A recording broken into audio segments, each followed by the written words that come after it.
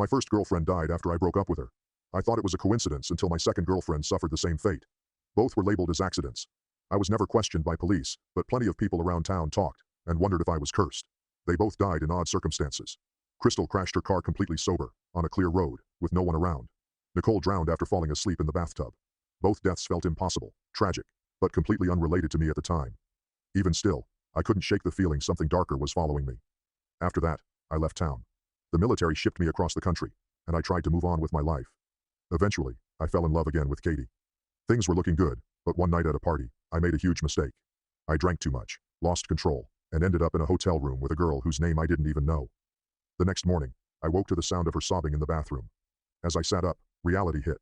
I'd ruined everything with Katie for a stupid mistake. But then I heard something chilling. Between sobs, the girl was whispering a name I hadn't heard since 5th grade. Halif. That name triggered memories I'd long buried. Halif had been a quiet, poor girl from my class who'd been relentlessly teased. Embarrassingly, I had once pretended to date her as a joke to amuse my friends. She thought it was real and proudly held my hand in the schoolyard, oblivious to the laughter around us. I felt terrible and ended it quickly, but I never apologized or explained. One day after recess, I found a strange, terrifying note covered in pentagrams, hateful words, and dark symbols, scribbled furiously in black ink. I never confronted Halif about it. She moved away soon after, and I forgot about her until this moment in the hotel room. All those old feelings of shame came flooding back. Back in the present, I rushed into the bathroom to find the girl gripping a shard of glass. She was crying hysterically, saying she loved her boyfriend and couldn't believe what she'd done. Even worse, she kept muttering Halif's name. I tried to calm her, but she lashed out, slashing her wrists deeply. I panicked, called for help, and stayed with her until an ambulance arrived. The girl survived that night, but died days later from infected wounds.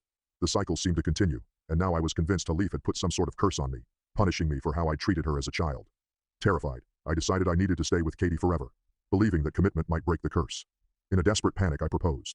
She hesitated, sensing something was off, but said yes. But soon after, Katie suddenly left, saying she needed space. Instantly, my fears resurfaced. I just knew I'd soon hear news of her tragic death. Frantic, I searched everywhere for her, eventually finding her safe at her sister's house. When I arrived, I begged her to come home, terrified the curse would claim her next. But she insisted she needed space. After agonizing days filled with dread, I began to realize something. I actually felt relief without her. The distance showed me clearly. I didn't truly love Katie. One night, Katie knocked at my door unexpectedly. I was stunned to see her alive, healthy, breathing. She explained that she'd thought deeply about everything. She still loved me and wanted to marry. But now, recognizing my true feelings, I knew I couldn't trap us both in a marriage based on fear of a curse. In a strange way, Halif's revenge had worked perfectly.